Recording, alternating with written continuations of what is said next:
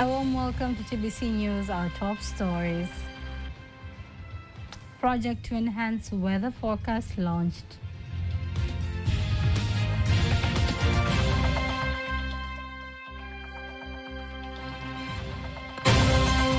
Chadema decides. Chadema, strong together.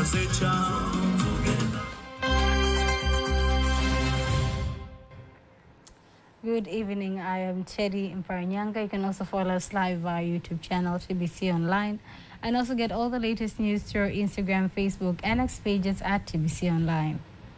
Prime Minister Kassim Majaliwa has launched World Meteorological Organization project of systematic observation financing facility in Dodoma.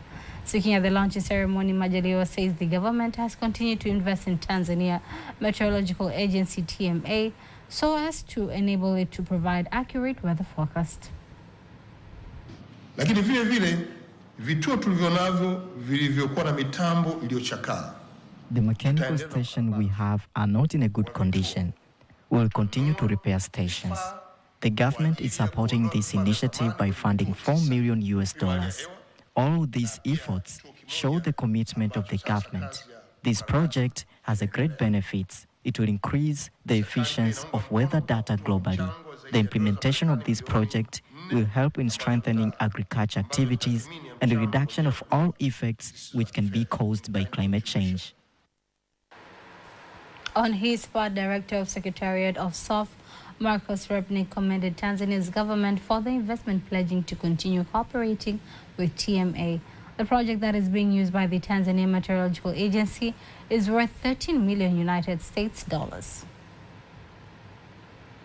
Tanzanians and foreign investors have been urged to invest in rural areas following improved energy and infrastructural services in the areas. My colleague Nasa Kingu is still in the Lake Zone region exploring how Tanzania's rural electrification projects continue to transform lives.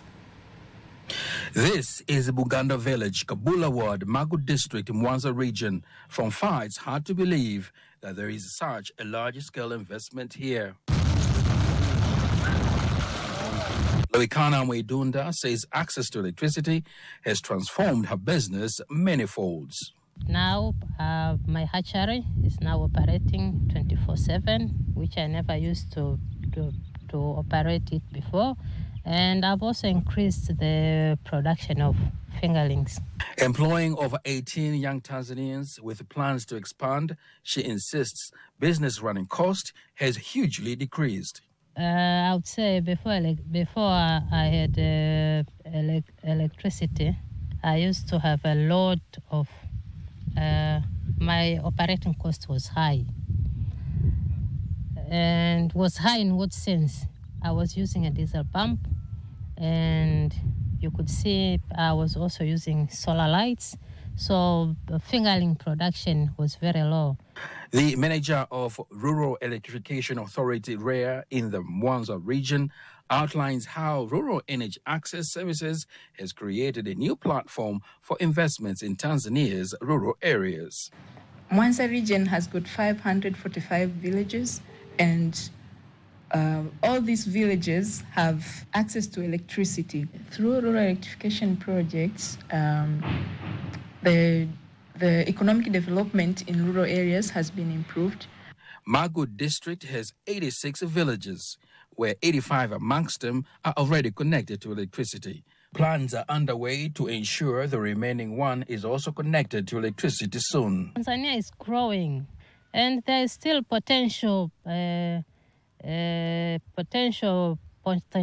of investment in rural areas. We have all infrastructure in rural areas for people to come and invest. As Tanzania and Africa prepare to host Africa Energy Summit in Dar es Salaam, TBC News is still in Tanzania's rural areas to find out how access to energy services do change people's lives. And this is a practical example. Reporting from Bugando Village, Chabula Ward, Magu District, Nasa Kingu, TBC News. Residents of Peramio A and B villages in Songea District, Ruvuma region have been relieved from the challenges of using firewood and charcoal after switching to clean energy in the form of gas. Faida Ngaga, who is in the Ruvuma region, has more details. For generations, residents of Peramiho A and B villages relied on traditional energy sources, that is, wood and charcoal for cooking. But today, these villages are embracing a cleaner, healthier alternative, that is gas. Life in Peramiho has transformed with the introduction of clean energy.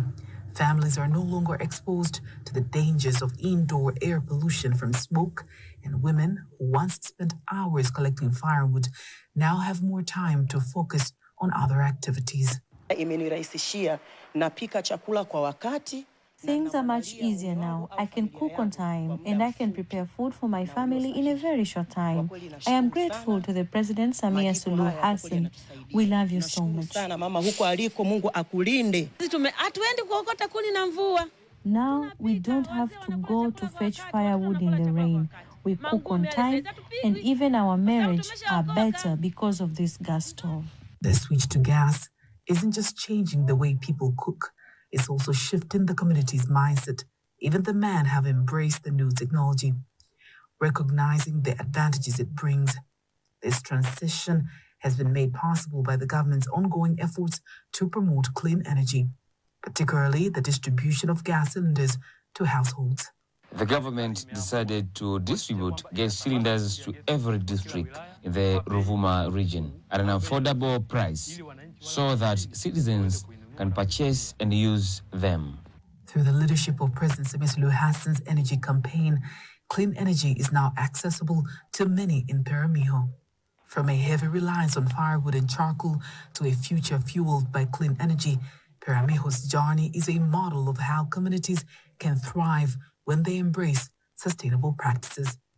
Faida Ngaga, TBC News, Peramiho, Songea.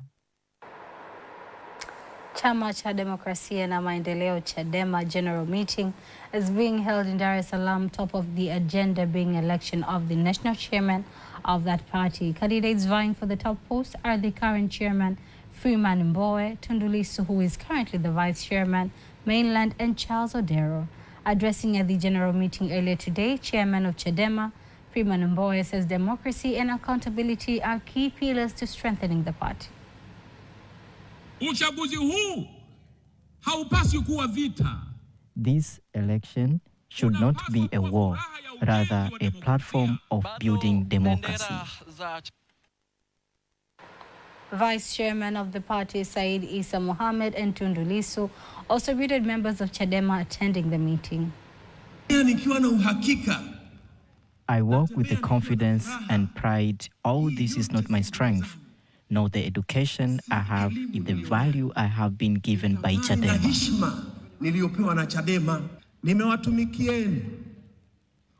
I have served my citizens and I have served my part. You have the right to be proud of me. South Africa Airways has resumed its trips to Tanzania after ceasing operations for almost 5 years. The step is expected to boost the economy of the two countries. Speaking at the Julius Nyerere International Airport in Dar es Salaam, South Africa Ambassador to Tanzania, Noluthando Mayende Malepe, says Tanzania and South Africa has always had good relations, and South Africa Airways will enhance good bilateral relations between the two countries. We want to see more trade. We want to see more business people from South Africa coming to Tanzania.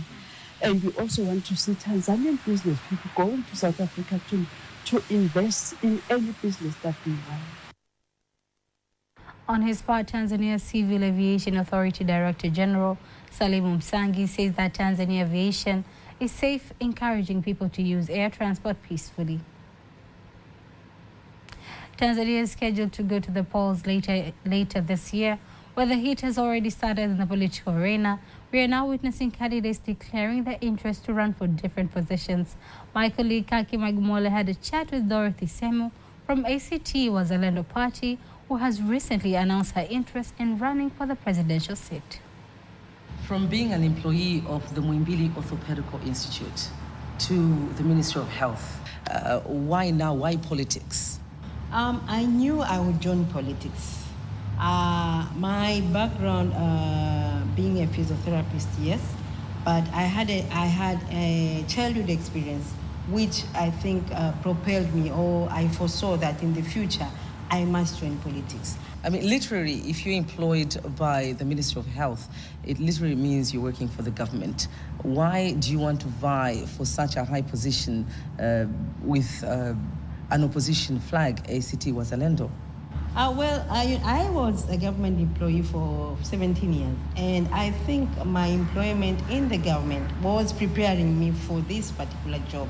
I was exposed to a lot of traveling up country, overseeing rehabilitation services for persons that are affected by leprosy all over the country.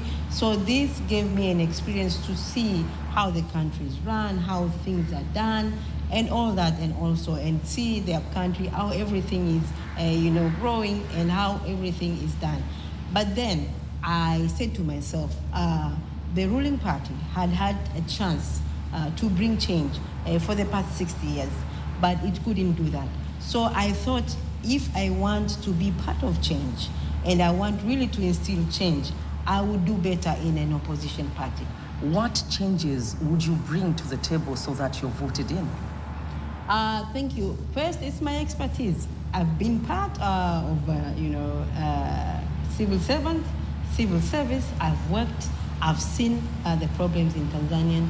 I've been part of this political party. We have worked our way through. We have grown this party. We have come with policies for change. Policies which we are sure, if implemented, will bring about change. So I also bring to the table a vast experience as a woman, as a Tanzanian, and as a political party leader.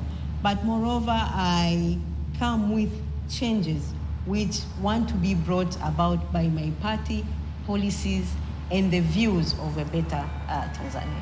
Thank you so much. Thank you so much. Thank you so much for your time. You're welcome. We wish you all the best. Thank you so much. Dorothy Semu with that slogan, Mabadiliko ni sasa, which literally means change is now. The country is going to the polls in October this year, and we've seen what happened in Dodoma this weekend with the ruling party. And now Dorothy Semu has also announced her intentions to vie for the presidential seat when the country goes to the polls. May the best candidate win. Dar es Salaam is hot, but in the political arena, it is really getting hotter. I'm Kanki Mwaigomole, TBC News. In today's tourism segment, we take you to one of Tanzania's hidden gems, Lake Duluti, located just a stone's throw away from the bustling city of Arusha. This breathtaking crater lake is not only a stunning natural wonder, but also a vital ecosystem teeming with diverse wildlife and rich cultural significance.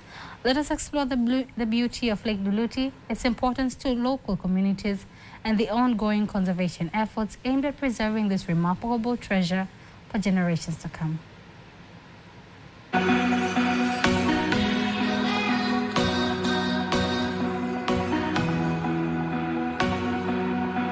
Lake Duluti is a picturesque crater lake located near Arusha, Tanzania.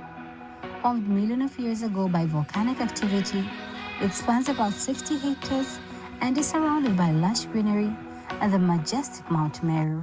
The lake is a haven for bird watchers, hosting species like the great white egret and African jacana.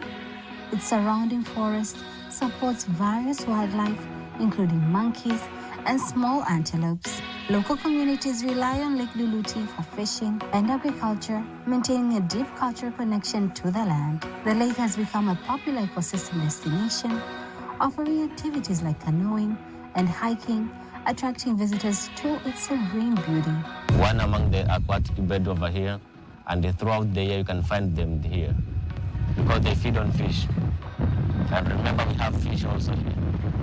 Yeah.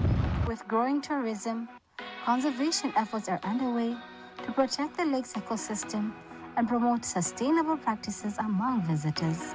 And my experience in Duluti has been amazing. There's so many beautiful birds here. And my experience has been really good, and I love all the animals. I'm from Ireland. This is my daughter Ava. We're here today on Lake Duluti in the beautiful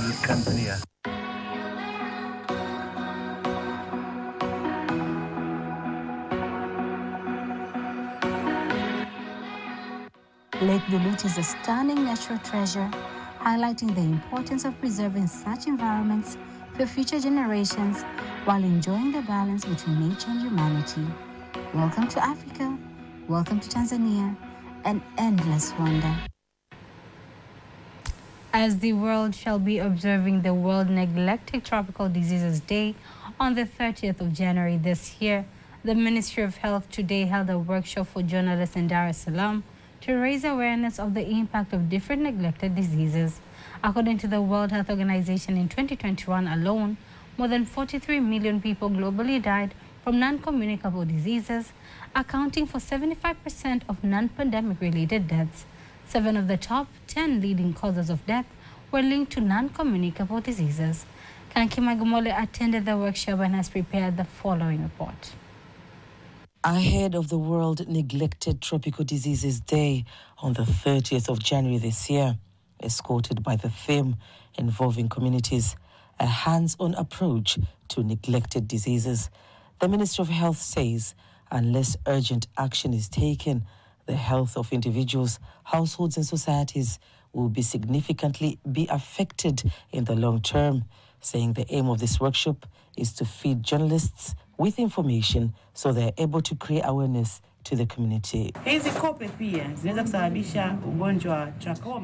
Eyelids cause trachoma. When eyelid gets scarred, it may lead to blindness. Nchi yetu ya Tanzania imepiga hatua kubwa. Tanzania has made a great stride in controlling diseases that were not given priority, such as lymphatic filariasis and hydrocele. Until now, these diseases has been controlled to a high standard. With a focus on the poorest and most vulnerable populations, World Neglected Tropical Diseases Day underscores the urgent need for international collaboration, research and policy support to combat these diseases. Kanki Mwegumole, TBC News. The government of Tanzania continues to promote and protect children's rights in the country through its National Child Helpline 116 that is operated by SEMA Tanzania. The Communications and Advocacy Lead of SEMA Tanzania, Faith Mkonyi, says the National Child Helpline received more than 2 million calls last year, with 51.9% of the victims being boys. In a day, it has the capacity to receive, or it has been receiving about 10,000 calls, and these are calls coming from different parts of the country. And in these calls, there are calls that are responsive and calls that are non-responsive, and there are calls that are IVRs, which are integrated vocal recordings of messages that are already there concerning specific issues that are relating to children, that a caller can call and then just listen if this person doesn't want to talk to the counselor. We had cases of sexual abuse, which the ones that were leading were rape and sodomy, up to about 38.2% of those of cases that we received were sexual abuse cases. We also noted that most of the perpetrators were males, and mostly the fathers within the families. She says SEMA Tanzania operates the National Child Helpline in collaboration with the government to provide a direct reporting channel for issues affecting children. Given authority to us through the TCRA. So they are the ones who provide the free minutes for us to be able to provide the service. So when a person calls, regardless of which network they come from, if it's Vodacom or Tigo, Halotel, they're able to access the number free or toll free. The National Child Helpline number 116 is the national frontline child protection service provider in Tanzania that offers free service across all networks in Tanzania mainland and Zanzibar. Authority to us through the... In case you missed any of our stories, remember you can always go to our YouTube channel at TBC Online and watch anytime, anywhere across the globe. Before concluding the local news tonight, let us take a look at today's exchange rates according to the Bank of Tanzania, BOT.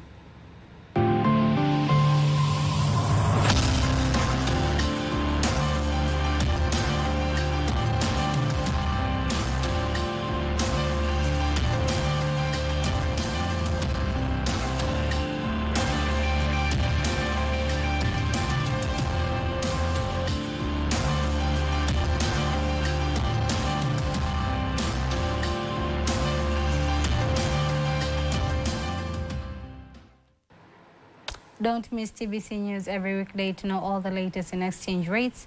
Time now for all the latest in international news.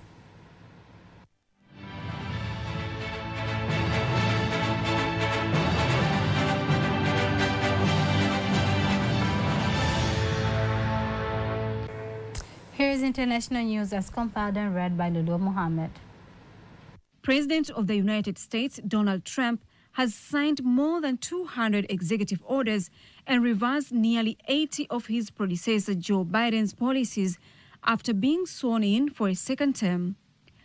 Among those orders is the beginning of the process of the United States withdrawing from the membership of the World Health Organization, WHO, alleging that the organization mishandled the outbreak of the COVID-19. The U.S. president has also signed his country's withdrawal from the Paris Climate Change Agreement. Trump has signed an important order to remove the restrictions passed by President Biden regarding the exploration of oil and gas in the state of Alaska to restore the important commercial area of Panama, which is used to transport various products by sea, and to recognize only two genders of male and female within the country. However, American Civil Liberties Union has filed a lawsuit against ending citizenship by birth. Trump said that the United States will continue to be the arbiter of conflicts in the world, citing the example of the war between Israel and Hamas. The ongoing war in Sudan has caused more than 1 million people to flee to the neighboring country of South Sudan, where more than 120 people have arrived in the country within the last 2 months. Humanitarian aid organizations explain that the humanitarian aid situation is facing many security challenges in the refugee camps located on the border of those countries. The World Food Programme Organization, WFP, says the biscuits provided as first aid to the refugees are not enough to meet the needs of all the people if they continue to stay in the area for another 3 days. And at least 66 people have died and 51 others injured after a fire broke out in a hotel at a popular ski resort in northwestern Turkey. Health ministers said that at least one of the injured was in serious condition. According to the local media, 2 of the victims died after jumping from the building in a panic, and some people tried to climb down from their rooms using sheets and blankets. The cause of the fire is under investigation. That was international news. Sports news up next.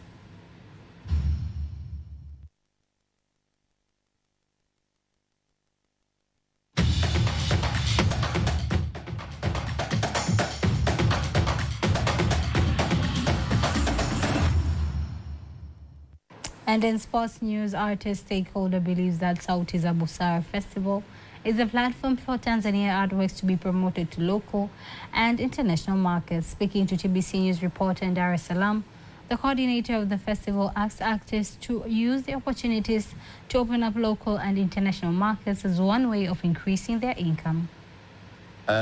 We are happy to offer more value-oriented activations for our partners.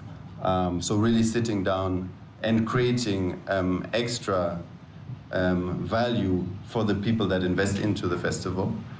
We're looking forward to expand sonically, meaning developing into more also contemporary music styles to activate and to engage with younger audiences that are really important for our festival to grow.